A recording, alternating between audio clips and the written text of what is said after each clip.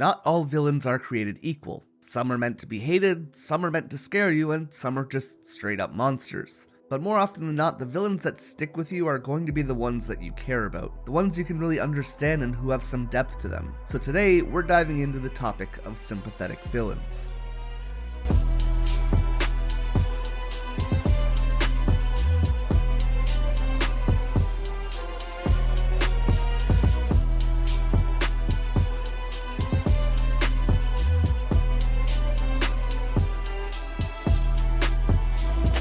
Hey guys, Axel here. Just before we get into the video, I wanted to let you all know that I set up channel memberships, which is essentially the YouTube version of Patreon. I've been really enjoying making these longer videos, and I'm glad to see that you're all liking them as well, but they are a ton of work. For reference, an average minute of footage for me takes me about an hour and a half if there's no super fancy edits. And, well, you see this video, it's over an hour, so we're looking at around 80 to 90 hours just to edit it. Optimistically, not to mention the time that went into writing 37 pages for this script. It means that while I love making these videos, it is next to impossible to get one out every week or even every other week. So that's where memberships come in. I'd love to be able to hire editors to help out with that, but if I'm planning on paying them fair wages, about $10 a minute, which is what I usually charge when I edit, then I'm looking at $400 to $600 per video, which, like, I'm gonna be honest with you, I almost never make that much on a video. I almost never make enough to even split that on a video. And since this channel started, I've only ever had one sponsor, and they paid me in clothes, which is nice, but doesn't really help that much. But if you're enjoying these videos and you'd like to help me out in making more of them, please consider becoming a member on the channel. If I could make 3 of these a month, I'd be able to stop editing for other people, and I could get even more content out as a result. But at this rate, even one of these is difficult to do. Obviously, do not feel obligated. Just the fact that you're watching my content is more than I could even hope for. But if you got $5 you could throw my way and want to help me make more content for you, this would be absolutely massive. Anyways, I've taken up enough of your time. Thanks for hearing me out. Let's get back to the video. Sympathetic villains are some of the most powerful writing tools that creators can play with. Yes, it is always exciting to see villains who are these big hulking monsters, and villains who are just looking to cause chaos or spread destruction. Each type of villain kind of has their own benefit that they give the story in some way or another, but sympathetic villains are kind of special. Being able to understand the villain or relate to them, and in some cases even root for them, can change the entire dynamic that a series has to offer. By default, we are almost always going to be in the corner of the hero or the protagonist of a story, which is why when someone comes into the picture and suddenly shakes our faith in that character, or at least in their values, it can also shift how we see the world around them as well. However, this doesn't just apply to the protagonists themselves. Depending on the circumstance, we can also be led to question the society or the powers that be within that series. We'll talk about this when we get to the character of Pain, but the ability to warp our perception on these topics can produce some incredibly interesting plot points, while also making the audience take time to consider everything that they believe about a series. And the more time that an audience takes to think about a story, the more immersive an experience that story can become for them. Sympathetic villains can add elements of color or gray into stories which are otherwise presenting themselves as black and white, something which inherently helps to develop the depth of the story overall, as well as the characters within it. On top of that, the way that your protagonist confronts this new opposition to their belief, or this villain with their own ideals which have a lot of validity and weight to them, can be some of the most compelling and influential factors into shaping who that protagonist develops into, as well as acting as a method of presenting and testing your character's integrity. On a more meta level, this can present the audience with the reality that people are often a product of their environment. Inherently evil characters like Frieza often feel like there could never have been another path for them to travel, but when we see the backstories, the events, the struggles, and the tragedies which led them to the path that they found themselves on, it can help us understand and add some level of value to their opinions and their views. It can even turn these characters into something relatable despite taking drastic or seemingly unreasonable actions. These characters also tend to believe that they are in the right, which without the context and sympathy being developed can feel like genuinely insane behavior.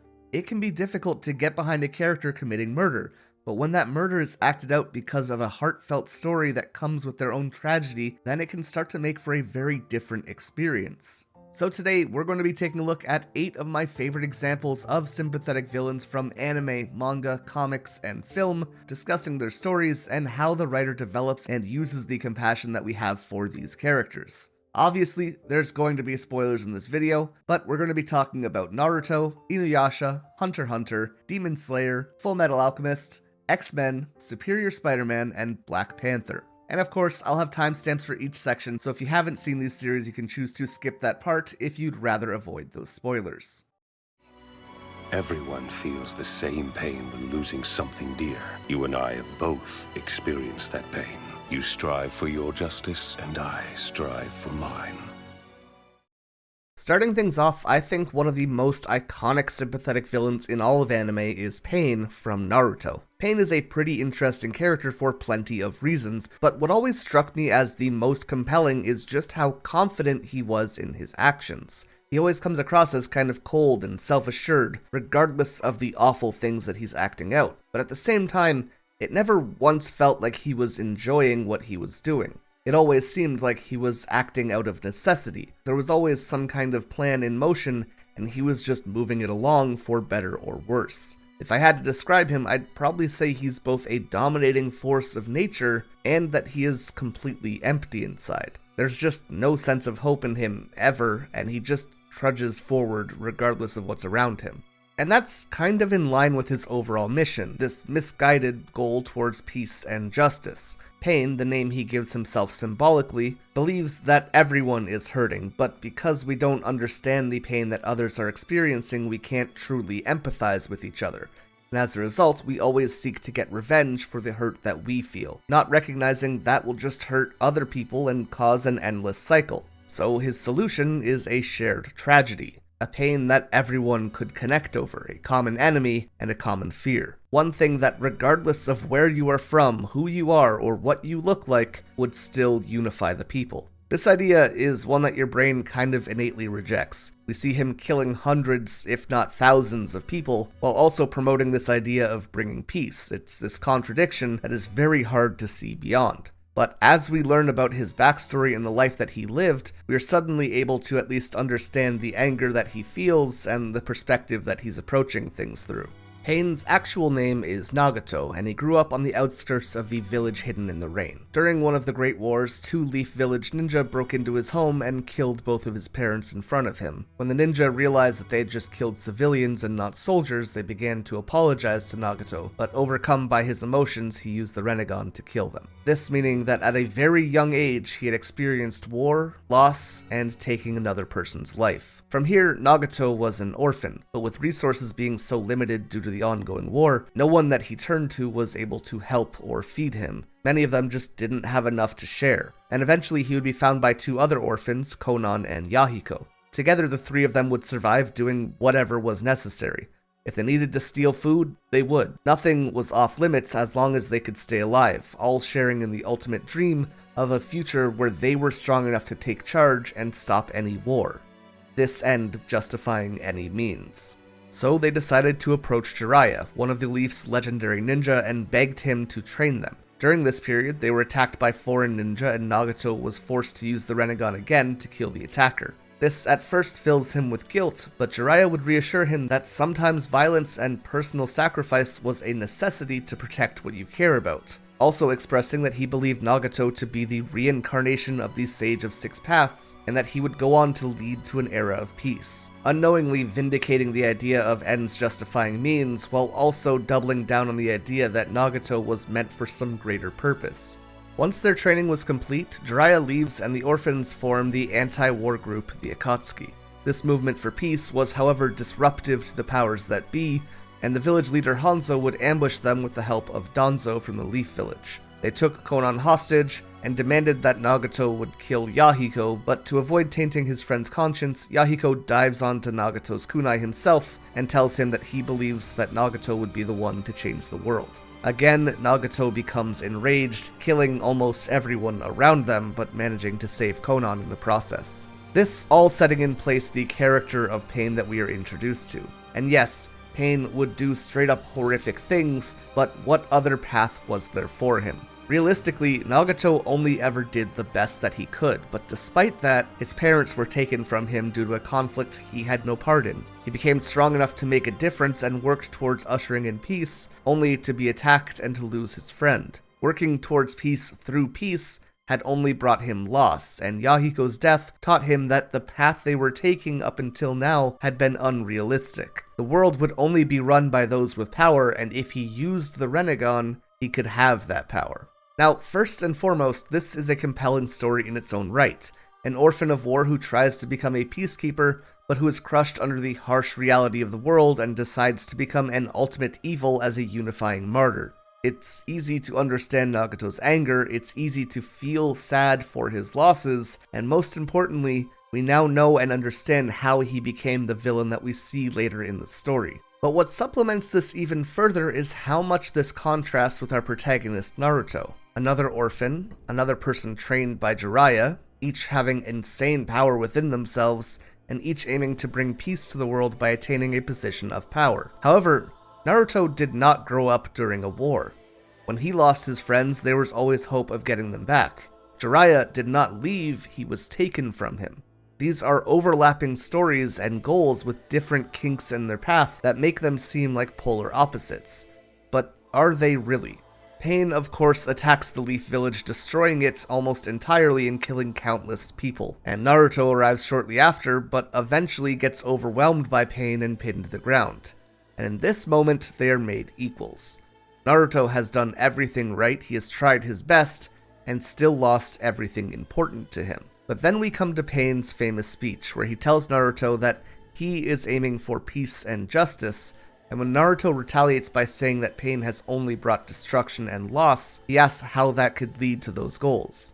But then Pain responds by asking Naruto what his goals are, and Naruto says, well, first I'm going to kill you, and then I'll bring peace to the ninja world. And to the viewers, we're kinda like, fuck yeah, this is a hero moment, we're gonna take down the bad guy. Naruto's just getting angry, he's gonna turn things around any second. And in the most condescending tone possible, Pain replies, Oh, I see. That is noble of you.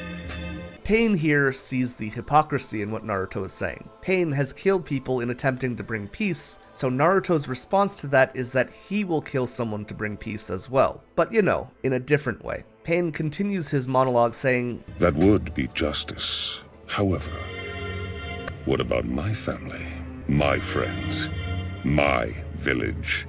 Going on to tell Naruto about the atrocities that the Leaf had taken against his smaller village, all of which they had profited off of. He talks about how all the great nations had turned his village into a battleground that was ravaged by war as everyone else stabilized and grew from that conflict. And suddenly, both Naruto and the audience have a bit of a reality check. The Leaf up until now had always been painted fairly positively as a whole, but they, just like everyone else, had hurt others. What Pain was doing to the Leaf, Naruto would do to Pain, and then someone would try and do the same to Naruto, and so on and so on. Pain explains that we are all the same, we all know the pain of losing something, and then we each choose to act in how we believe to be best. You strive for your own justice, and others can only do the same. Continuing that, if one comes to call vengeance justice, such justice will only bring further vengeance, and trigger a cycle of hatred. Finally confronting Naruto, saying if you have such a better option,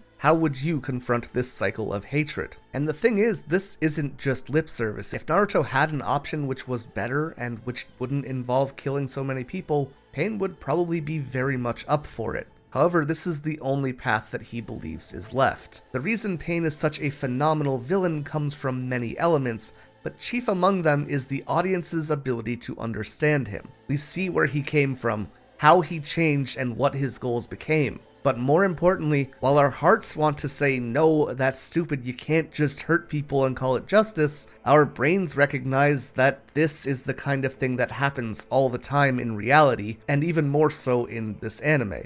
Each nation and group constantly tries to enact justice for the injustices acted upon them. It creates this schism between idealism and reality in our hearts and our minds, and it all lands so hard because we get a full scope of each side of this conflict. Because of this, we can all recognize that Pain is 100% a villain. We know he did awful things, but we can also say that's how the world works, and he's just being part of that world. And while I do wish that the consequences for his attack were a bit more tangible and long-lasting in the end, I think that Pain is probably the best example that I can think of for how to write a villain who believes themselves to be the hero and who the audiences can completely sympathize with. Pain's backstory is one that is used to give a well-rounded view of the character and help the audience to justify and understand his actions. However, Akaza from Demon Slayer uses his backstory for a very different reason. Is that right? Well, I dislike weak human beings. The mere sight of them makes my skin crawl. When it comes to Akaza, the goal is never to justify his actions. We are meant to know that he is doing evil, and flushing out his backstory does not change that fact at all. And a lot of this can be attributed to the manner in which he carries himself, especially in contrast to Pain.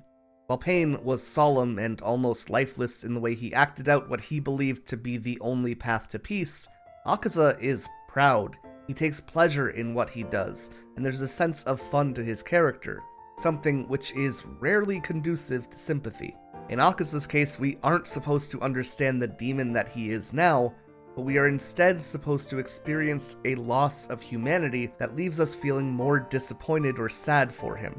Pain could be seen as a hope for humanity being corrupted by the world that he found himself in, while in Akaza we instead see the humanity of someone being snuffed out. As a child, Akaza's father was incredibly sick, and because of this, Akaza felt forced to try and steal money so he could pay for medicine, and so he decided to become stronger. If he was stronger, he could run away while he steals wallets. If he was stronger, people couldn't get revenge on him. And if he was stronger, he wouldn't get taken to the magistrate and beaten every time he got caught. However, he was still weak. He had been captured, beaten, bloodied, and tattooed to be marked as a thief several times.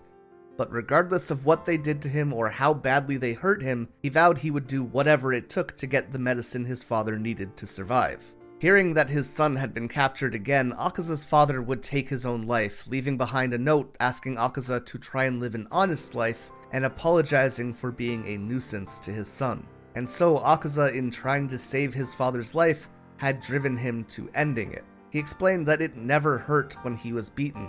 It never hurt when he was whipped or had his bones broken, as long as he knew that he could see his dad survive. However, after his father passed, he became enraged at the injustice of the world around him. His dad had never hurt anyone, and yet he felt the need to take his own life because they couldn't afford medicine. Not only that, but in the end he even apologized for the life that was forced upon him. And so Akaza takes this out on the people around him, attacking the villagers who had scolded him for trying to save his father until a man named Keizo shows up, stopping his rampage and insisting that he joins his dojo. But this dojo wasn't exactly a traditional one.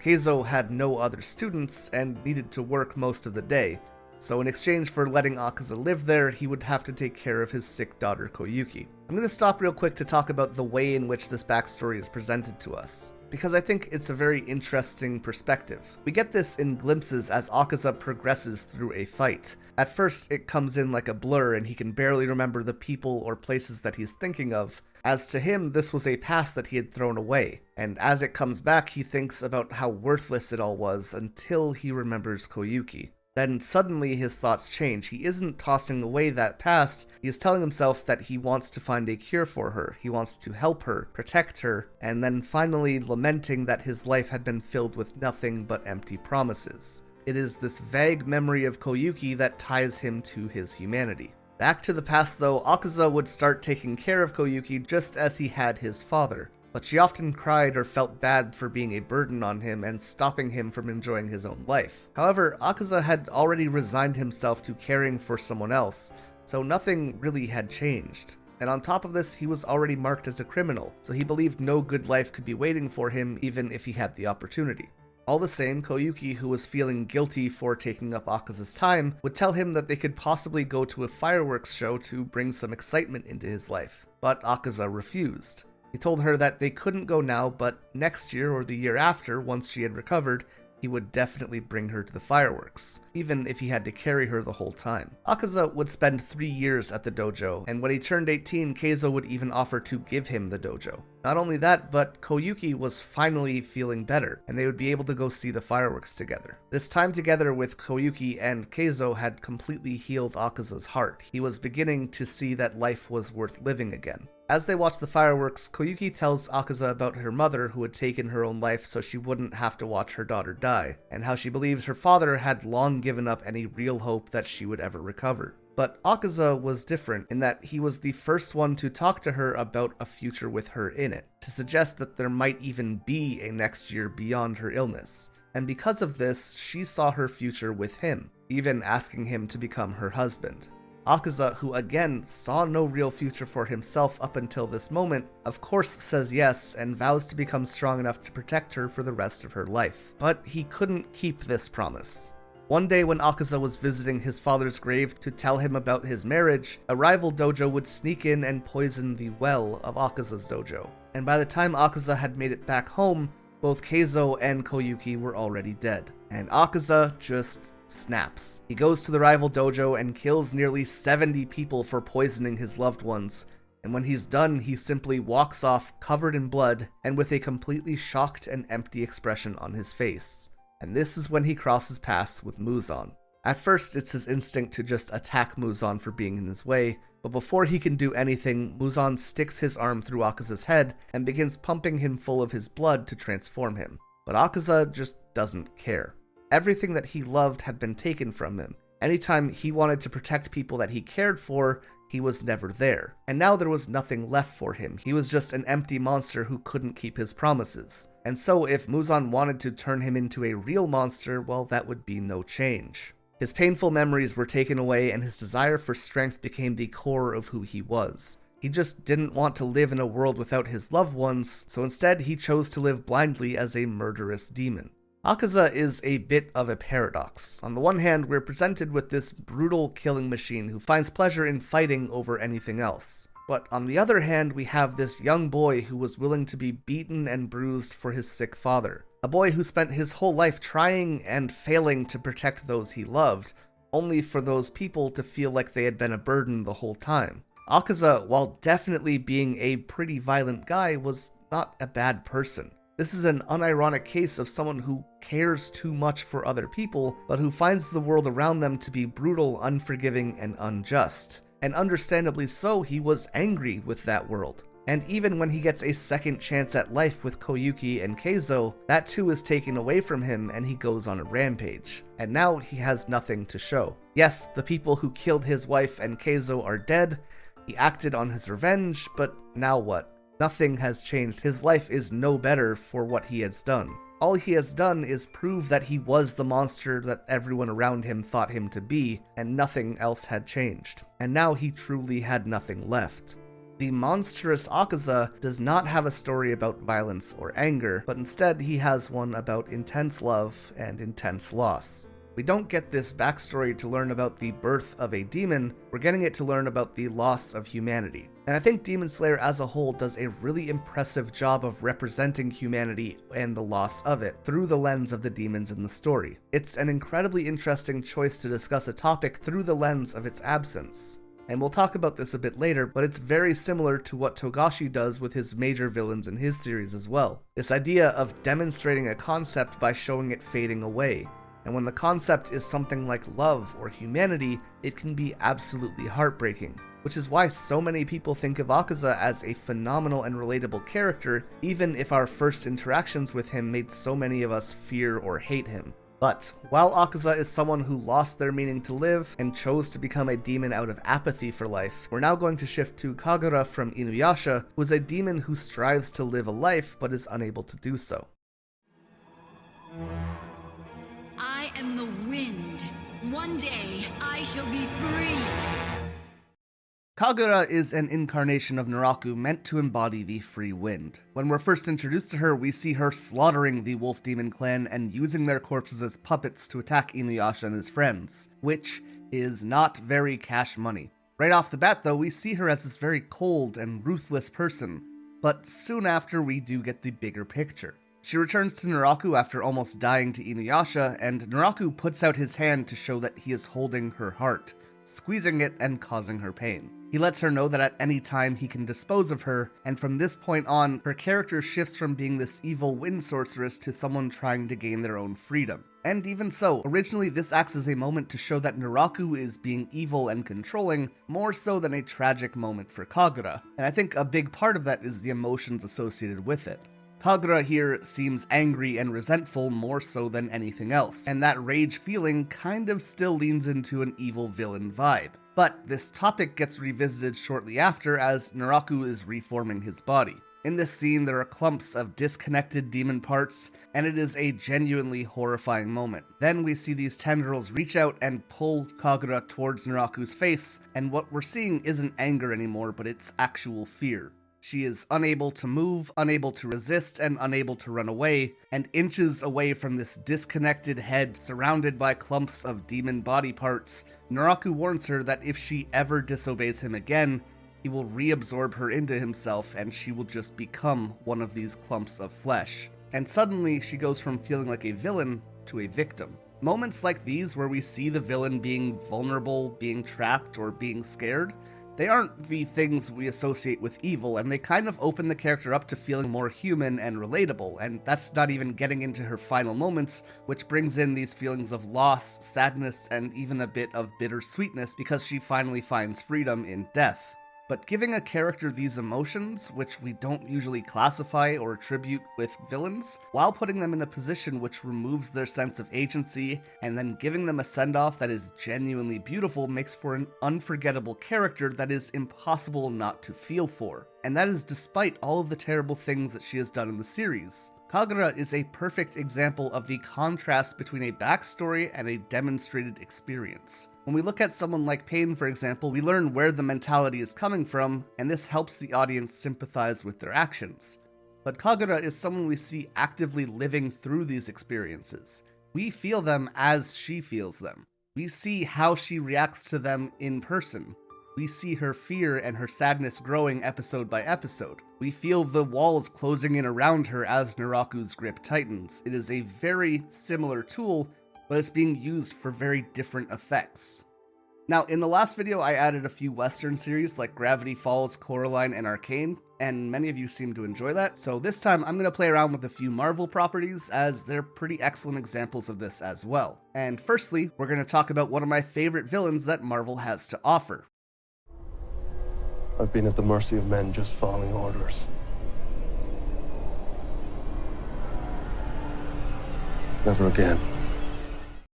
Now, we're going to need a bit of backstory outside of the actual comics to appreciate this character to the fullest. Really picking up steam in the 1950s, the civil rights movement was in full swing by the time that X-Men issue number 1 was released in 1963. And within this story, we meet two very prominent figures, Charles Xavier being Professor X, and Max Eisenhart being Magneto. Something you tend to get a lot more of in Western comics as opposed to manga is a reflection of social and political situations, whereas manga tends to focus on more personal and philosophical stories. Obviously, not a 100% rule, but it is a general rule of thumb. And within Marvel Comics, there are very few series that are innately more political than the X-Men.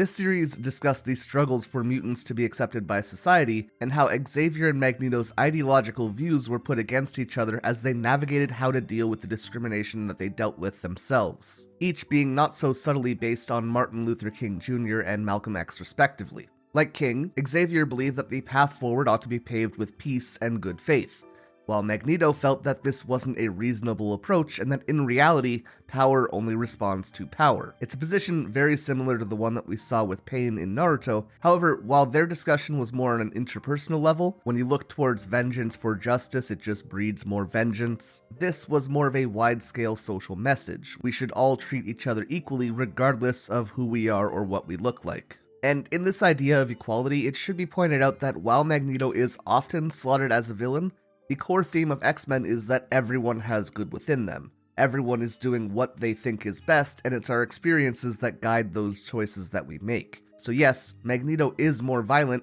he's more of an extremist, and he's definitely more pessimistic about the future that humanity and mutants share, and all of that can make him very off-putting to outsiders, which is why he's put in that villain role so often. But at the same time, this anger and negativity doesn't come from nowhere. In the series Magneto Testament, we get a look at his childhood, in which we see Magneto growing up in Germany as the Third Reich rose to power. His father, who had fought in the First World War, believed that as long as their family acted in accordance with what the government wanted, they would not be punished, but that was not the case. The Nazi Party continued to grow in power, and Jewish residents were treated worse and worse until their family felt the need to escape to Poland. However, they were captured, and all but Max were executed. This instilling in him the idea that appeasing those in power is never enough, especially if they see you as less than.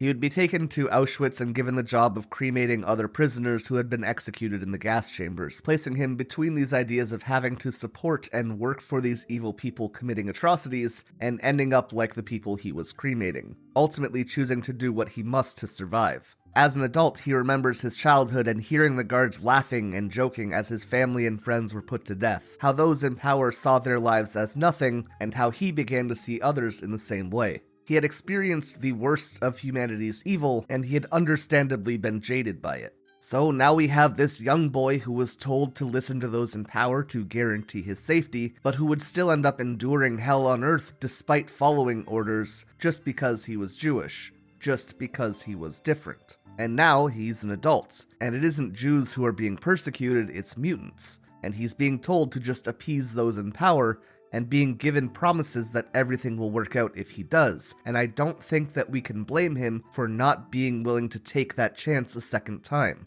Again, this does not justify his actions at all, but once you understand his perspective, it is difficult to imagine yourself in those situations and believing things will work out. And Magneto, being someone very powerful, believes that it is his duty to take extreme actions to avoid repeating history. And this too is a function of sympathetic villains, or even characters in general. They can act as a foothold for telling allegories. At the height of the civil rights movement, or really any movement which is trying to lead towards positive social change, there is always going to be those who push back, or who have some kind of mental block towards what's being told to them. Some white people in the 50s and 60s just genuinely couldn't wrap their head around the idea of equality and discrimination as it was being told to them. Some white people now can't wrap their head around it. And those same people aren't going to respond to being told that they're racist or being told the same message they've already heard for a 100th time. By using allegories, though, we can present concepts to people in a different light. Joe Smith might not be able to understand the plight of black people or the message of Martin Luther King because, in his head, he just doesn't want to hear it and he doesn't want to be called racist. But if he were to, for example, pick up a book where mutants were being presented as the same as everyone else, just with a different feature they didn't have any control over, or those mutants were being hunted and persecuted and discriminated against, then Joe Smith might say, damn, I can't believe society would go against these mutants. They haven't done anything wrong. And who knows, maybe one day a light will click on in his head and connect those dots in real life. Sympathetic character writing is extremely effective on this front. If you're trying to tell a message and you can get people to side with your message through writing, it opens a bridge for discussion that they might not overtly be willing to have otherwise.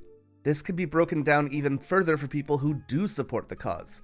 Obviously, readers are supposed to be able to latch onto what Professor X is saying the entire time, in the same way that people were more open to listening to King's message of peace. But within groups where people have been punched down at for so long, people are going to be angry, they're going to feel hurt, and not everyone is going to feel like a peaceful resolution is possible or enough. And that's where people like Malcolm X and Magneto come in. You don't have to agree with their actions, but these stories help you to understand the feelings that they're having, and that is at least somewhere that a conversation can start from. And if that sounds familiar from a modern movie perspective, it's one we saw very recently in the MCU in the conflict between T'Challa and Killmonger. One who is striving for a peaceful resolution, and another who has experienced the hardships of the world and believes a more drastic action needs to be taken. Must feel good. It's about 2 billion people all over the world that looks like us, but their lives are a lot harder. Wakanda has the tools to liberate them all. I won't spend too much time on this one, as it largely discusses the same utility and function as we saw in the X-Men comics. However, there is a pretty noticeable difference in these portrayals, which I think speaks to the progress we've made, and I do want to talk about that briefly. X-Men in general is an allegory for accepting people who might be different than you, but more specifically, it's meant to mirror the division between black and white people in the era which it was released in. However, X-Men did something a little bit sneaky in their character design. Remember, this is a world where people can use telekinesis. They could be made of ice or covered in fur. They can even control the weather or just about have any other ability you could think of. But what was too unbelievable, even despite the intentions of the series, was a black member. The first actual black X-Men character that we'd see would be Storm in 1975, 12 years after the comic began. In fact, she was one of the first black heroes in Marvel Comics and was the first black woman hero. This is largely based on the social norms of the time, but you'd think that the comic that was talking about civil rights would have presented this sooner. I mean, there were definitely other black comic characters in the West at the time, so why wouldn't they include black characters? Well, it comes down to who needed to hear the message. As I mentioned in Magneto's section, this series was kind of a foothold to help people self-insert themselves into social issues and sympathize with the messages being sent. And Joe Smith, who wasn't sympathizing with black people in his real life, sure as hell wasn't going to do so for fictional people. So it stands to reason why Storm wouldn't be introduced until the tail end of these civil rights and black power movements. Once the nation came together to say, yeah, obviously black people are people and they should be treated equally. Well, most of the nation. That's when the messaging structure began to shift. I should point out that it isn't like a ton of characters were added to the roster in general, as Storm would be in the third wave of members that we would see appearing in the X-Men, but it is still something to bring up. Now, flash forward to the modern era with Black Panther. The discussion between T'Challa and Killmonger is essentially the same that Professor X and Magneto were having, but just about the entire cast is able to be black without people feeling like these characters aren't relatable just because they don't look the same, which is something I think is really cool to see retrospectively. But it does bring up the idea of knowing your audience and tailoring your cast to allow them to be sympathetic, which I think is an important thing to take note of. The discussion Killmonger and T'Challa have may mirror the original X-Men story, however, it has also been brought into the modern age. We aren't talking about civil rights with these characters, we're talking about the failure of those rights to bring equality and equity. These social structures in the modern world which are still acting as oppressors against people who are succeeding and who believe that going along with the system in place is correct. How often people in positions of power and prosperity can become separated from the people who don't share in those blessings and who have become disillusioned. It's taking the discussion of race, which is held at the forefront, and supplementing that with the concept of class, taking a deeper dive into the issue and making it a much more relevant look at the modern social climate and how it affects people differently. Again, no one is really being painted in the wrong here, and everyone is given a microphone to speak their piece and present their perspective, and that's the part that stays with the audience. We are supposed to understand Killmonger in the same way we're supposed to understand Magneto, and I think that the movie does an excellent job in balancing this perspective and painting him as a villain who fought for a valid message but who just become angry and disillusioned with the reality of his experiences. Why should I be punished for that? What's wrong with craving knowledge? What's wrong with seeking perfection? Who the hell do you think you are? Back to anime, and I want to talk about how a single moment can be used to completely change your perspective on a character. However, many of the examples so far have looked at how experiences can build sympathetic characters in positive lights, so I want to talk about one that puts them in a negative light. The dwarf in the flask in Fullmetal Alchemist is the first homunculus. It was created by the people of Xerxes, but it was without a form and only existed inside of its flask, interacting with the world around it by speaking with Hohenheim and having him act in the dwarf's stead. These two form a pretty interesting relationship, as it's as close to any kind of emotional value that we see the dwarf showing in the entire series. Trapped inside of the flask, the dwarf could only look out at the world and dream of experiencing it. Meanwhile, Hohenheim was a slave, capable of experiencing the world, but without the wisdom or power to grasp it. They were each incomplete, but while Hohenheim was content in his role, the dwarf was not.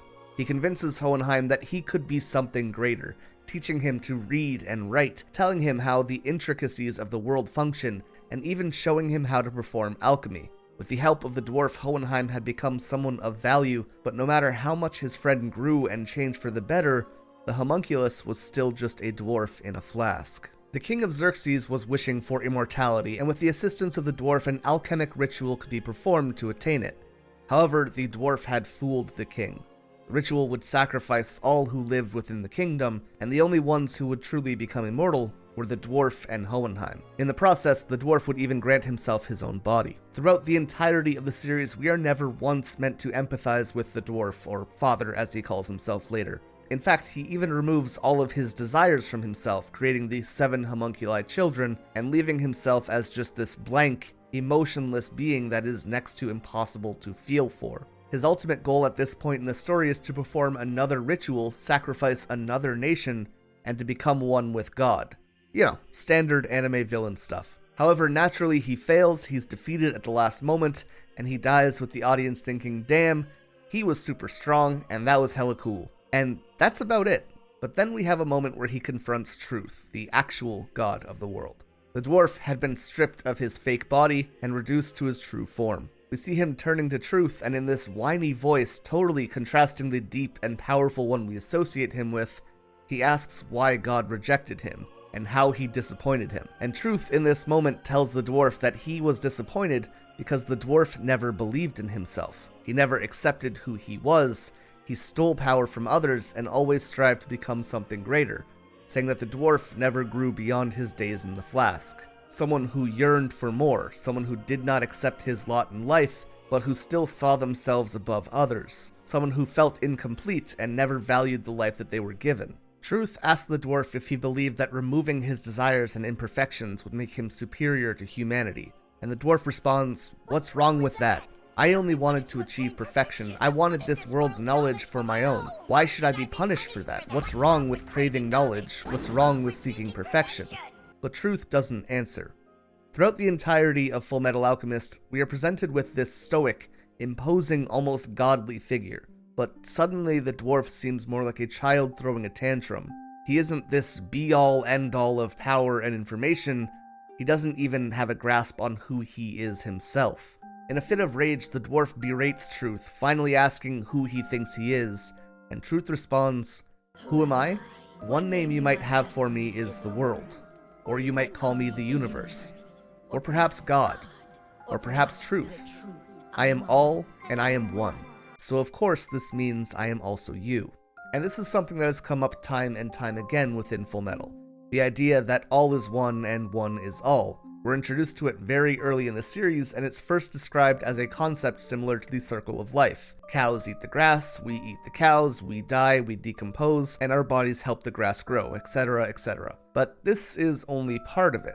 All things are one: the universe, the world, God, the truth, and yourself. If you do not experience the universe, it has no value. But if there is no universe to experience, your life is meaningless. God supposedly created everything and everyone, but without them, what is he God of? Truth is the value that we find in the answers to our questions that we ask, but we both need to ask those questions and interpret those answers to make our own truth. Your life gives value to everything else, and everything else gives value to your life. All is one, and one is all. The pursuit of knowledge, the desire to be perfect, these things on their own are gifts. It's great to want to learn, and it's great to want to improve. However, the dwarf takes them to their extremes and tosses away his own being in the chase for these goals. He is unable to see that he is part of a greater system and doesn't appreciate the life that he has and only wishes for more, despite being all. And that is what's wrong with his actions. He rejects himself from the beginning and thus rejects the one, and the all, and the truth, and God, and the universe, and the world, and thus they reject him as well. The dwarf is a being who survived millennia without ever living. He is someone who innately had infinite knowledge but understood none of its value. He had unlimited power but saw himself as weak. He is both someone who is impossible to have empathy for, but that you can't help but feel sympathy towards. I love Fullmetal Alchemist. In fact, Truth was the first tattoo I ever got, but I don't love it for its story. To me, the story of FMA is just kinda fine. Instead, I find value in what the series teaches us about what it means to be alive and what it means to be human. But what I think is the most impressive thing that the series did was present us with a character that truly seemed like a god and then humble him to the point where you feel pity towards him in about 2 minutes. All while ultimately supplementing the final moment with Edward and Truth at the same time. It takes the flaw that Ed had at the start of the series and demonstrates the growth that he had undergone on this adventure, while also showing what could have been if he never experienced that growth. And because we see this similarity to Ed in the dwarf's final moments, we get this feeling of pity rather than just seeing him as another villain. Being brilliant's not enough, young man. You have to work hard. Intelligence is not a privilege, it's a gift, and you use it for the good of mankind. Going back to Marvel for a moment, let's talk about my own personal favorite hero, Spider-Man. Specifically though, we're going to be talking about Superior Spider-Man. This is a run of comics that is pretty love it or hate it, but I always found it to be super interesting. In this series, Doc Ock takes over Peter's body to prove that he can be both a superior Peter Parker and a superior Spider-Man. And I think by far one of the most compelling stories you can tell is a villain trying to be a hero. Off the bat, we see that Otto has a very different philosophy when it comes to being Spider-Man, believing that if criminals are just going to keep escaping prison and causing more havoc, he might as well kill them to nip that problem in the bud. But aside from that minor philosophical difference, Otto is just kind of better at everything than Peter was. He spreads spider bots around New York to monitor everything, allowing him to not need to spend hours at a time searching the city for crime. He streamlines the entire process so he can have some semblance of balance and actually make time for the ones he cares about. He makes plans and sets traps for villains rather than swinging in and hoping for the best. He gets Peter started on the track to earning his PhD. He gets the ball rolling on Parker Industries. He is like a Peter who is meeting his full potential in every aspect of life. However, the real Peter isn't entirely gone. For the beginning of the story, he is sitting in Otto's subconscious and guiding him towards the idea of being a real hero rather than a murderous vigilante. Otto eventually manages to seal Peter away more completely, but through living Peter's life, Otto learns more about him. He eventually meets Anna Maria Marconi, and this kind of becomes his love interest for the series. She's someone who genuinely guides him towards being a better person as well as a more heroic hero. For the most part though, Otto will remain true to himself and acts altruistically, always focusing on what's best for himself first, and then what's good for the majority before the minority. Basically, if one person needs to die to save 50, then it's just collateral damage, but if that one person is himself, he will never make that sacrifice.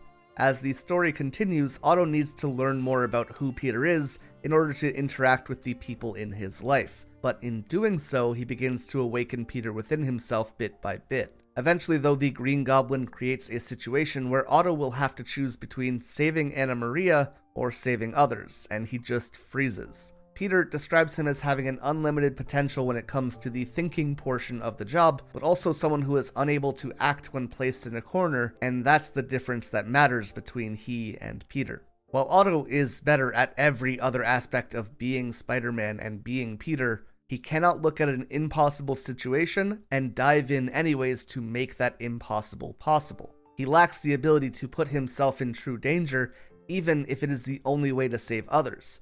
And because of that, he knows he'll never be able to save Anna Maria. So he does the only thing he can. He gives the body back to Peter. In doing this, we see that while Otto was learning about Peter, Peter was learning about Otto. About how he grew up in an abusive home, how he was bullied, looked down on, and how no matter how hard he tried, people would shut him down at every turn throughout his entire life. We see that becoming Doc Ock was the first moment where he felt any semblance of power or autonomy, and how Spider-Man appeared and represented every hardship that he had ever experienced and made him feel like that cowardly, weak child he used to be. But now he knows better. He knows what it's like to be Peter and the burden of being Spider-Man. He knows what it truly takes to save others and recognizes that he just doesn't have that in him. So he gives Peter his body back, and Peter does what he's best at. He makes a miracle. Because while the superior Spider-Man will always save the most people, the Amazing Spider-Man will save everyone. We spend a lot of time with Otto living as Peter, over 30 issues, and over that time we learn quite a lot about him, which obviously is going to build some kind of relationship between the audience and himself. Not only that though, but we see him learning, growing, falling in love, struggling, putting real effort into his life and making Peter's life as good as he can. And it's only after all of that that we see the abusive life that he suffered through and how small he felt through all of it.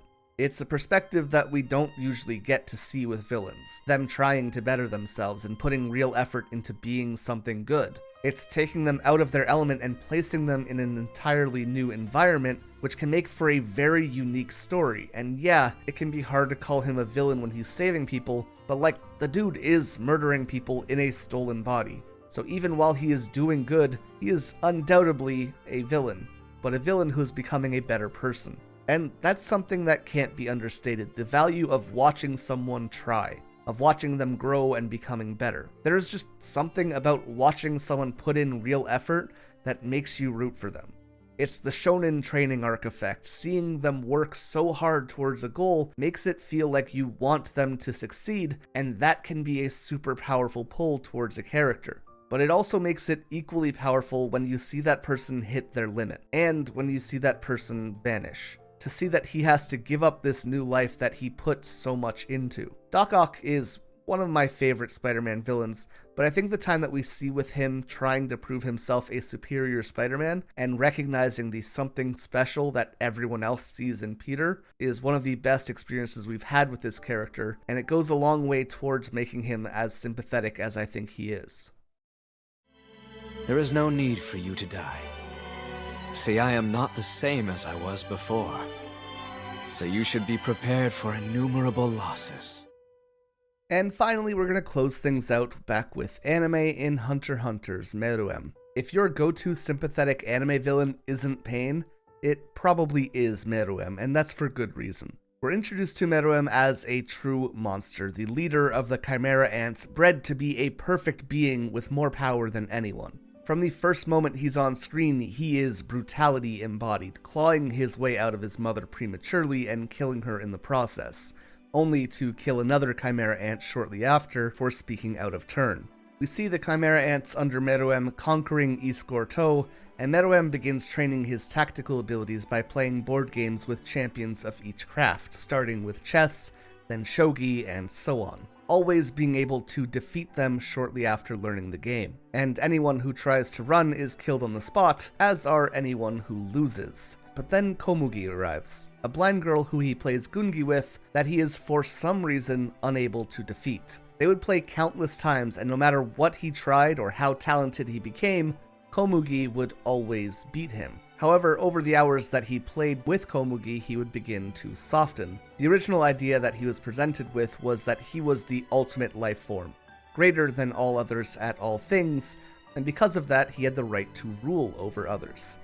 But what does it mean when he suddenly can't beat Komugi? If she is better than him, then he can't truly be perfect. And if that's the case, then what else is true? And it's from this moment that his mission changes from conquest to finding his own meaning and understanding who he is. This is where Meruem starts to change. When his worldview is challenged, he slowly begins seeing others as people and not just a food source. However, outwardly he is still a conqueror, and Netero and the other hunters would soon come for him. Now, at the same time that we see Meruem becoming more human, we also see the protagonist Gon slowly descending into becoming a monster himself. It's a very effective tool that makes the actions taken by each of them feel much more extreme. We think that we know these characters, and then suddenly, Meruem is insisting his guards protect Komugi while Gon is making these horrifying threats and transforming.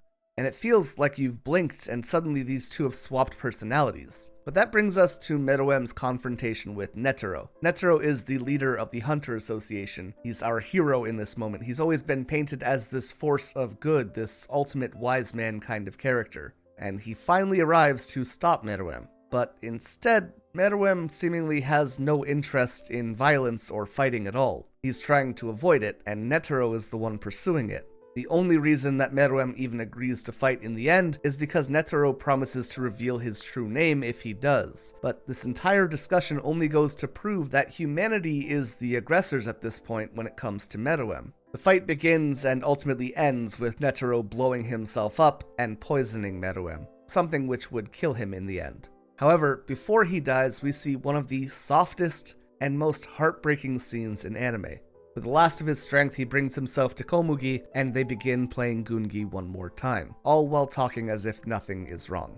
Meruem finally tells Komugi his name, but she keeps using honorifics when referring to him, so he makes a wager with her. If he can manage to beat her at Gungi, she'll call him his name with no title. That's it.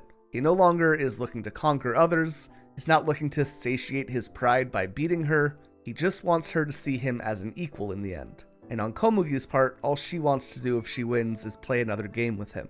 As the game carries on, Komugi starts crying, and genuinely worried for her, Meruem asks what's wrong. And she responds that she's unsure if it's okay for someone like her to feel happiness, and saying that she had had so many wonderful things happen to her. This coming from the blind girl who was taken prisoner and kept moments away from death ever since she met him. But this causes Meruem to pause.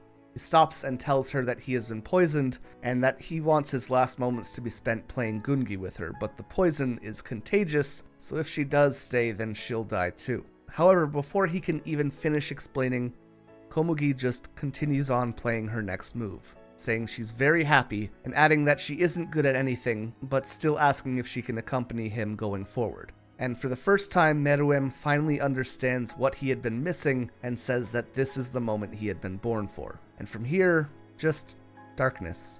We hear them making moves, and Meruem says in the end he never managed to beat her even once, as Komugi responds, "Don't worry, we're just beginning." The poison begins setting in, and Meruem says he's feeling tired, asking if it's okay for him to take a short nap, and then asking to see if Komugi will hold his hand. He says he's only going to sleep for a moment, and wants her to stay with him until he wakes up. She tells him that she won't leave, and that she'll be with him forever, and finally asks her to call him by his name before he has to go, so Komugi tells him goodnight and says that she'll be with him very soon.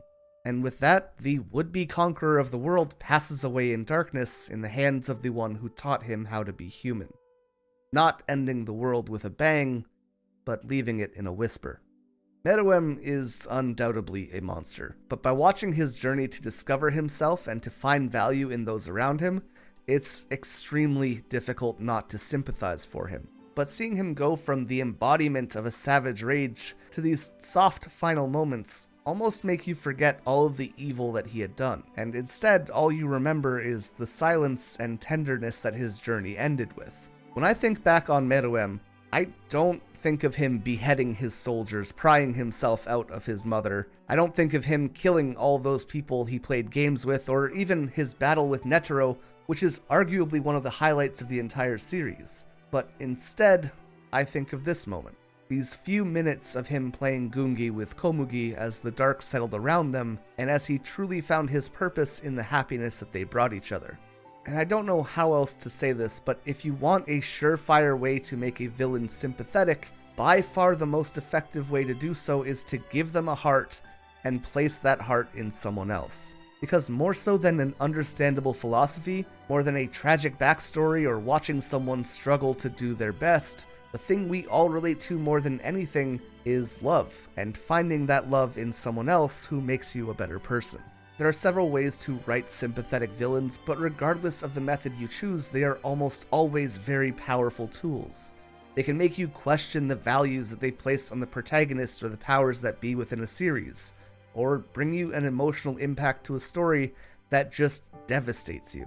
They are characters that add depth to the world around them, and because of this, they are often made out to be some of the most memorable villains for the audience. That said, there is a balance that needs to be kept to keep them effective, as well as a personality that needs to go along with these stories. If a villain is only acting out of malicious hate, and the justification to these actions is not powerful enough to make them understandable, you will often end up with a character that just looks insane, or like they're overreacting, which can result in a totally different feeling being associated with them. And because of that, you'll miss out on all of the depth being given to every other element that surrounds them. They often give off a domino effect, but whether that effect is positive or negative completely comes down to if the writer is able to strike this balance with the themes, emotions, and actions being taken in a way which resonates with the viewers. But if they can do all of that just right, they'll end up with a character almost guaranteed to be one of the best in their story. But for now, I think that's where we're going to end things. If you haven't seen my videos on how to write villain introductions or how to write manipulative villains, then I think you'll definitely enjoy them. so go check those out once you're done here. But with all of that being said, thank you all so much for watching, and until next time, I hope you all stay excellent.